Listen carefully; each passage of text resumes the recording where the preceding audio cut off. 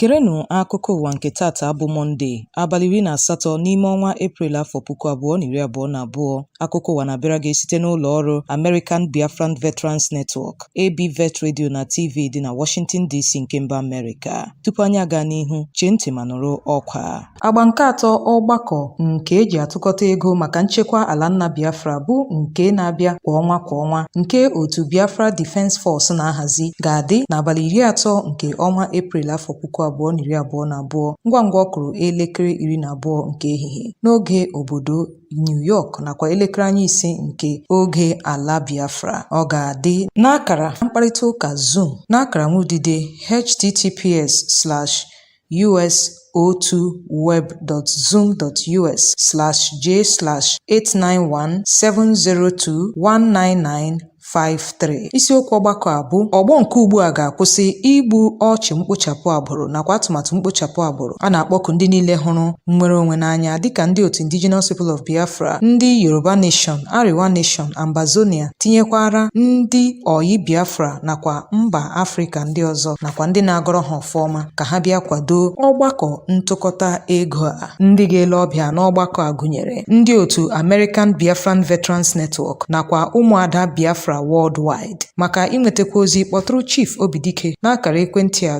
202-250-0001 maọbụkwanụ nwaada Ndidi Amaka n'akara 904-525-1282 maọbụkwanụ ndị ọzọ dịka nwaada Rosemary Williams n'akara ekwentị 619-381-8579. Burukwa n'obi na ọgbakọ ntụkọta ego a bụ nke eji atụkọta nde $15 maka nchekwa ala nna. A na-ele anya na ị ga-akwado ya bụ ọgbakọ. Onye na n'olu ya bụ Omalicha Nwada Igbo. Chezie ntị ka nụrụ akụkọ ndị a n'uju ya.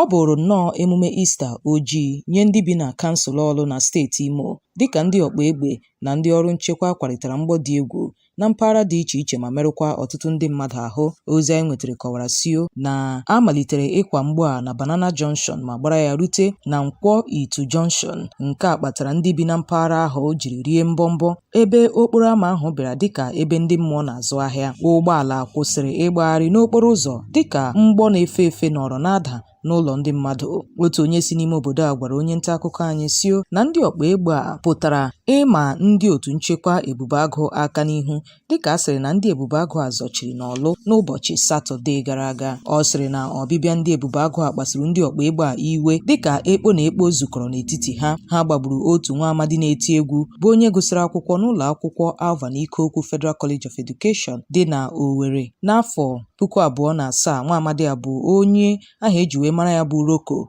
siri Port Harcourt lọta n'obodo ya bụ Ọlụ n'ụbọchị Mọnde maka ịpịakọta onyonyo egwu ya. Otu ọyị ya nwoke bụ onye na-eti egwu ama ama bụ Obinna Okoro, onye ahụ eji mara ya bụ Acharaman, sịrị na ndị agha gbagburu Roko n'ụlọ ya dị n'Ọlụ mgbe ha na ndị ọkpa egbe a malitere ịkwa mgbọ ịmata mbe na abụ nke bụ oke. Ka o sila dị, a gbagburu nwa amadi agbara 38 mgbe o jiri ọkara gafee elekere anya 2 nke ehihie. Ka o sila dị, ndị hụrụ mgbe nke a mere sịrị na ndị ọkpa egbe a gbawara afọ ụgbọala ndị agha n'akụkụ ụlọikpe ukwu dị n'Ọlụ. Ndị ọrụ nchekwa gakwara gbaa otu ụlọ oriri na nkwari nke a maara dịka Ukwu Aki Guest House maọbụ Inland Guest House ọkụ n'isi ụtụtụ Sọnde. Ka o sila dị, ha sịrị na nsogbu malitere mgbe ndị ọkpa egbe a malitere ịkwafe n'ụfọdụ ime obodo dị na mpaghara ahụ n'igwe, ma ndị ọrụ nchekwa nwetara ozi ma zọchie ime obodo ndị dịka Amannachi na Idemmili dị na kansụl Ọsụ ka nke a metụtara, tinyekwara Olu Main Town, Banana Junction na mpaghara ndị gbara ha okirikiri bụ ebe agha a gburu ebule. Agha a malitere n'ụbọchị Satọde tutu ruo n'isi ụtụtụ Sọnde, ebe ndị isi Owerri na-aga Ọlụ bụ ndị nọrọ n'ọnọdụ amaghị ka a ga-eme ebe ha chere ruo ọtụtụ awa tupu ha amalite ime njem. Ka ọ dị ugbu a, ndị uwe ojii steeti Imo etinyebeghị ọnụ n'okwu a, mana ozi anyị nwetara kọwara sio na ọtụtụ ndị mmadụ nwetara mmerụ ahụ. Ndị ọchịnnama agbagbuola mmadụ 3 n'ime obodo Emama Ụbọka dị na ọchịchị kansụl Nkanu East na steeti Enugu nakwa Umuhu Eha Amufu dị n'ọchịchị kansụl Isi Ụzọ na steeti ahụ. Ozi anyị nwetara kọwara sio na ọtụtụ mmadụ ndị ọzọ nwetara ogo mmerụ ahụ dị iche iche n'ebelebe agbụrụ n'ụbọchị Tuesday na Wednesday gara aga. Ka o sila dị, ndị ọchịnnamaka sịrị na ha wakporo ndị na-arụ ọrụ na Ụbọka n'ụbọchị Tuesday ma gbuo ụmụafọ Abakaliki abụọ bụ ndị a kwụrụ ụgwọ ịrụ ọrụ ubi ahụ. Ha gakwara n'ihu n'ime obodo Eha Amufu kpọmkwem na Agbesha wee gbagbuo otu onye ọgbatumtum. Otu onye ndu ime obodo Umuhu dị na Eha Amufu bụ Ọdọ Francis sịrị na ndị ọkpa egbe Achinnama dị mmadụ 7 n'ọnụọgụgụ wee buru egbe AK-47 kwuchie n'okporo ụzọ siri Nkalagụ gawa Eha Amufu, ma onye ọgbatumtum a bụ onye bụ mmadụ 2 na-agbafe n'okporo ụzọ ahụ ebe ha gbagburu ya ma tọrọkwa mmadụ 2 ndị ahụ o bu n'azụ. Ọ bụ otu nwoke onye aha ya bụ Ọkaibe Odo bụ onye siri na ntala gara kọrọ ime obodo ihe o jiri anya ya wee hụ. Ka o sila dị, otu onye ndu obodo n'ime obodo Ịmama Ụgbọka bụ Chima Nwodo kwupụtara ebelebe agbụrụ n'obodo ya dịka ihe mere eme. Ọ sịrị na otu onye na-arụ ọrụ ubi bụ onye siri na ntala mgbe ndị ọkpa egbe Achinnama ahụ wakporo ọrụ ubi ahụ wee gbagbuo mmadụ 2 bụ onye bịara tụpinye ha azụ. Onye enyemaka pụrụ iche nye aka na-achị steeti Enugu na mgbasa ozi bụ Chief Stephen Oruruo kwupụtara ebelebe agbụrụ wee kpọkuo ndị ọrụ nchekwa ka ha nyopuo ndị kpara arụ ahụ. Njinji jiri dịka ndị ọkpa egbe zọchiri n'ime obodo Gwada dị n'ọchịchị kansụl Shiroro na steeti Niger wee gbagbuo otu onye uwe ojii nakwa ndị nkịtị mmadụ 4 ndị ọzọ, tọrọkwa igwe mmadụ a na-amaghị ọnụọgụgụ ha ebelebe agbụrụ n'ehihie Satọde n'ime obodo dị n'isi obodo steeti ahụ. Ndị a egburu egbu gụnyere ndị nne nwaanyị 2 na ụmụntakịrị 2 bụ ndị gbara ọsọ ndụ n'otu ogbe dị na Gwada bụ ebe ha gara ịzọrọ isi onwe ha site n'ime obodo Zumba bụ ebe ha si wee rie mbọmbọ. Otu onye hụrụ mgbe nke a mere sịrị na agbagburu ndị a mgbe ndị ọkpa egbe wakporo ụgbọala bụ ha eme njem wee merụkwa imikitim ndị ọzọ ahụ. Ma onye uwe ojii agbagburu bụ onye rabiri ụkpọ mgbe ndị otu ọtawa ike nchekwa JTF na ndị ekperima kwarịtara mgbọ. Otu onye tụpinyere anya azụ a sịrị na agbagbukwara otu onye ọkpa egbe n'otu aka ahụ ebe ndị otu ya riri mbọmbọ mgbe ha hụrụ na nkwụ achala n'ọdụ ibu. A napụtara ndị a ọgbatumtum 5 tinyekwara akpa mgbọ bụ nke ha hapụrụ rie mbọmbọ.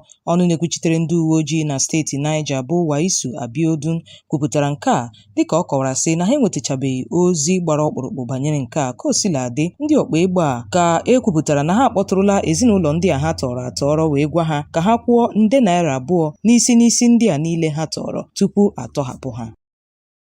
Otu na-achụso nnwere onwe Biafra bụ Biafra Nations League (BNL) n'aha mkpuchi bekee bụ nke dị n'ime obodo Bakassi, isi obodo steeti Cross River, eboola ndị agha mba Cameroon ebubo sio na ọ bụ ha gburu otu onye ọchịagha ha. Otu n'ime ndị isi otu a bụ onye na-achọghị ka akpọọ ya aha gbara nke a n'anwụ n'ihu ndị nta akụkọ. Ọ gara n'ihu wee kwuo sị na ndị agha mba Cameroon gburu nwa amadi ya bụ Honesty Udom bụ onye a maara dịka Black Scorpion bụ onye nchịkọta otu akpọkwasịrị Marine Squad bụkwa onye gburu n'ụlọ ya dị na Atabong na Bakassi. Ọ sịrị na ndị agha mba Cameroon a ji ozi kepukepu wee bịa chọrọ nwa amadi ahụ bịa n'ụlọ ya ma gbagbuo ya. Ọ sịrị na enweghị egbe ya na ndị agha mba Cameroon a gbarịtara tupu agbagbuo ya, kama na nwa amadi a nọ n'ụlọ ya ha wee chọrọ ya wee bịa. Ọ sịrị na egburu Honesty n'ụbọchị Tọzdee izu gara aga.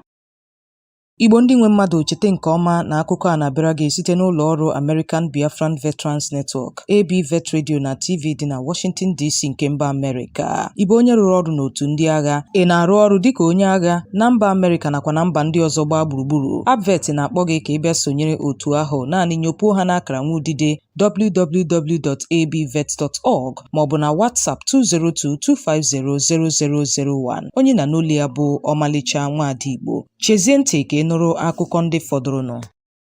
E nwere nrube isi n'ozuzu oke nye ọkwa onye apụla ezi tụmadị na steeti Imo nakwa na steeti ndị ọzọ dị na mpaghara South East, n'agbanyeghị na ndị otu Indigenous People of Biafra bụ IPOB ekwupụtala ugboro na ha akagbuola ọkwa onye apụla ezi ahụ, mana ndị mmadụ agakwala n'ihu wee na-anọdụ n'ụlọ ha kwa ụbọchị Mọnde. N'ụbọchị tata, njegharị onye nta akụkọ anyị mere gosiri na ụlọ ahịa dị iche iche, ọdụ ahịa mmanụ, ọdụ ụgbọala, ụlọ akwụkwọ, ụlọ akụ, ọbụladị ụlọ ọrụ gọọmenti gbachisiri agbachi ebe okporo ámá dị iche iche bụ nnọọ nke tọgbọrọ chakoo. Ọ bụkwa ụgbọala na-ebu ndị njem ole na ole ka a hụrụ na-agbagharị n'okporo ụzọ. Ka o sila dị ụlọ ọrụ ụgbọala ndị na-agba site n'otu steeti ruo na nke ọzọ emepeghị ma ọlị. N'otu aka ahụ kwa, ụfọdụ ụgbọala ndị na-agbagharị n'ime steeti a tụmadị na mpaghara ọlụ nakwa n'akụkụ ndị ọzọ bụ nnọọ ndị ahụtara gbachisịrịnụ, ebe ọ bụkwa na ndị mmadụ na-atụ egwu ịga n'ọtụtụ mpaghara n'ihi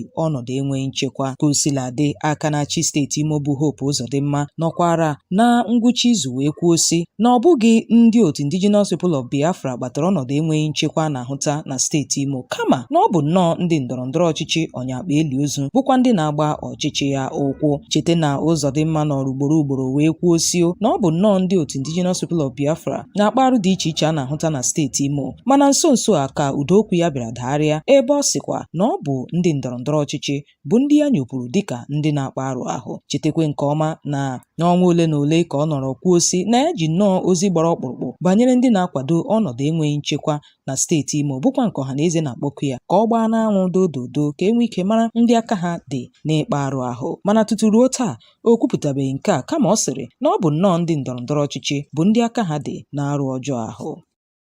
N'ịga n'ihu, ọkwa onye apụla ezi nke taa dị nnọọ ka nke ịkwọ nwa n'azụ, ebe ọ bụkwa na ọtụtụ ndị mmadụ alakpuola n'ụlọ ha, dịka ụfọdụ na-arụtụ aka sio na ọ ga-abụkwa njinji ahụ jiri n'ọlụ bụ nke kpatara nke a. Otu onye ekpere alakụba bụ onye a chụrụ n'ọrụ bụ Sheikh Nuhu Khalid akụsuola onye isi ala Muhammadu Buhari wee sio na gọọmenti Buhari bụ ndị jụrụ ikwe ka ndị ọ na-achị kwuo okwu, bụkwa ndị na-achụso oke ruru ha wee na-ekwupụta otu o si wee metụta ha, bụ nnọọ ndị na ugbu a bụ ndị ha na ndị ekperima na-enwe mkparịta ụka. Chete na gọọmenti etiti nọrọ n'izuụka gara aga malite ụkpụrụ mkparịta ụka n'etiti ya na ndị ọkpa egbe bụ ndị tọrọ igwe mmadụ n'ụgbọ oloko siri Abuja gawa Kaduna n'ime izuụka ole na ole gara aga. Ka o sila dị, ndị ọkpa egbe a gwara gọọmenti etiti ka ha tọhapụrụ ha mmadụ 16 bụ ndị bụ akatamkpo n'ịkwado ndị otu ahụ nakwa ndị ọchịagha ha. Ka o sila dị, onye ndu ekpere alakụba bụ Nuhu Khalid bụ onye a chụrụ n'ọrụ na Apo Legislative Quarters dị na Abuja n'ihi na ọ katọrọ ọchịchị Buhari akwala ya emo ugbu a wee kpọkuo ya sio na ọchịchị etiti na ndị na-eyi ndụ egwu na-enwe mkparịta ụka, ebe ọ gakwara n'ihu na-achụgbu ndị na-ekwupụta ọchịchị ọjọọ nakwa mmegide a na-emegide ha. Sheikh Nuhu Khalid sịrị na ekwesịrị inye ndị mmadụ ohere ikwu okwu na-enweghị ụjọ ọbụla, ma ọ bụghị ya na ha ga-abụ ohu n'ime obodo ha. Ọ sịrị na okwu ahụ ya kwuru n'ụbọchị ahụ bụ ya nnọọ nnwere onwe, dịka ọ sịrị na ọ bụrụ ma ndị mmadụ ejigide nnwere onwe ha na ha pụrụ ikwu okwu megide ọchịchị nchigbu nakwa ọchịchị ọjọọ.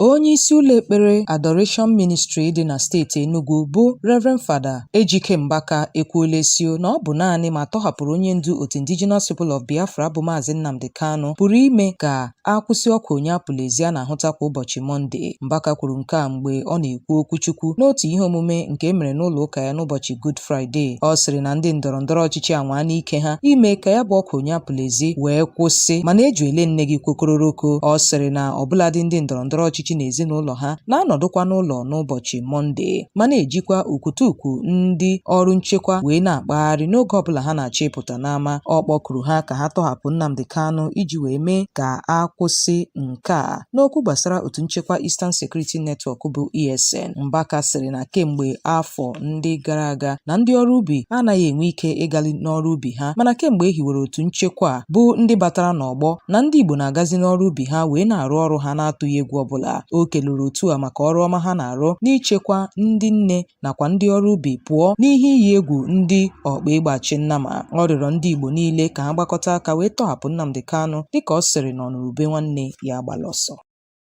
Ndị na-ebu agha megide mpụ na nrụrụ aka ego bụ EFCC akwala akwa arịrị wee gosi iwe ha nye gọọmenti Naijiria maka mgbaghara ahụ e nyere aka chịburu steeti Plateau bụ Sinetọ Joshua Darie nakwa aka na-achị steeti Taraba bụ Reverend Jolly Nyame. Ụlọọrụ EFCC sịrị na ha tụfuru nde kwuru nde naira na nnyocha na ikpe ekpere mmadụ abụọ ndị a n'agbata afọ 2007 ruo n'afọ 2018. EFCC sịrị na ha tụfuru nnukwu ego a na-apụghị ịkpọ aha n'ikpe Darie ikpe n'ihi ọ malitere na mba ofesi ọbụladị dịka ha siri na mba United Kingdom wee kpọbata otu onye mgbaama bụ Peter Clark ugboro kwụkwara ya ụgwọ ụlọ oriri na nkwari tutu ruo oge niile ekpechara ikpe ahụ. Darie na Nyame ka a tụrụ mkpọrọ n'ihi izukọrọ ego ọhaneze nke ọnụego ya dị otu ijeri naira na ume 16 nakwa otu ijeri naira na ume 6 n'otu. EFCC sịrị na ọbụladị onye ọrụ ha bụ onye ji okwu Darie ka otu onye enyemaka kachiburu steeti ahụ jiri ukwu egbe sụọ n'isi mgbe ha na-achụso okwu a na Jos. Ụlọ ọrụ a na-enyocha mpụ na nrụrụ aka ego sịrị na mgbaghara ahụ e nyere Darie na-alọ ha obi mmiri bụrụkwa nke na-awụnye aja na garị n'agha na-ebu megide mpụ na nrụrụ aka ego ebe onye isi ala mesịrị gbaghara ndị ori abụọ a. Onye isi ala Buhari enwetala nnukwu nkatọ maka ịgbaghara Darie na Nyame tinyekwara 157 ndị ọzọ bụ ndị echere na ndị ekperima na ndị na-eyi ndụ egwu pụrụ iso n'ime ya. Kosiladị, EFCC sịrị na Darie zụrụ mkpịsị edemede n'ọnụego €4,000 ma a napụtakwara ya €10,000 ọzọ n'aka, napụtakwa otu nwaanyị onye enyemaka ya €5,000. Kosiladị, onye ọtụagọ ụlọọrụ EFCC bụ Jacob gara n'ihu kwuo sị na n'ụlọ mkpọrọ bụzi ugbu a maka ndị ogbenye dịka ọ sịrị na nke a pụrụ ime ka ndị ntorobịa gaa n'ihu n'ịganye aka na mpụ. Ọ gbakwunyere ma sio na nke a pụtara na Darie na Nyame nwere ike ịzọ ọkwa ọchịchị ọzọ n'ọdịnihu. Ọ sịrị na nke emeela ka agha na-ebu megide mpụ na nrụrụ aka ego bụrụ nnọọ ihe ntọọchị. Igbo ndị nwe mmadụ, n'ebe a ka anyị chịkọtara ya bụ akụkọ ụwa nke taa. Chete nke ọma na ọ bịara gị site n'ụlọ ọrụ American Biafran Veterans Network ABVet Radio na TV dị na Washington DC. Tupu anyị akapịa ya ọnụ, gerenụ ọkwa. Agba nke atọ ọgbakọ nke eji atụkọta ego maka nchekwa ala nna Biafra bụ nke na-abịa kwa ọnwa nke otu Biafra Defense Force na-ahazi ga-adị n'abalị 30 nke ọnwa Eprel afọ 2022 ngwa ọ kụrụ elekere 12 nke ehihie n'oge obodo New York nakwa elekere anya 5 nke oge ala Biafra. Ọ ga-adị n'akara mkparịta ụka Zoom n'akara nwudide https://us.2web.zoom.us/j/8917021995 53. Isiokwu ọgbakọ a bụ ọgbọ nke ugbu a ga-akwụsị igbu ọchụ mkpochapụ agbụrụ nakwa atụmatụ mkpochapụ agbụrụ. A na-akpọku ndị niile hụrụ nnwere onwe n'anya dịka ndị otu Indigenous People of Biafra, ndị Yoruba Nation, Ariwa Nation, Ambazonia, tinyekwara ndị Oyi Biafra nakwa mba Afrịka ndị ọzọ nakwa ndị na-agọrọ ha ọfọma ka ha bịa kwado ọgbakọ ntụkọta ego a. Ndị ga-ele ọbịa n'ọgbakọ a gụnyere ndị otu American Biafran Veterans Network nakwa ụmụada Biafra Worldwide. Maka inwetakwa ozi, kpọtụrụ Chief Obidike n'akara ekwentị a 202-250-0001 maọbụkwanụ nwaada Ndidi Amaka n'akara 904-525-1282 maọbụkwanụ ndị ọzọ dịka nwaada Rosemary Williams n'akara ekwentị 619-381-8579. Burukwa n'obi na ọgbakọ ntụkọta ego a bụ nke eji atụkọta nde $15 maka nchekwa ala nna. A na-ele anya na ị ga-akwado ya bụ ọgbakọ. Anyị ga-enyefe unu ugbu a n'aka Chief Obidike bụ onye nọ na BTV News dị na Washington, onye ga-akọrọ gị akụkọ ụwa n'asụsụ Bekee ma mesịa wetara gị ihe omume nke akpọrọ Let's Talk About It with Chief O. Onye nụrụ olu ya bụ Omalicha Nwada Igbo. Ụbọchị nta ka anyị chụọ n'Owere nchi ga-emesịanụ.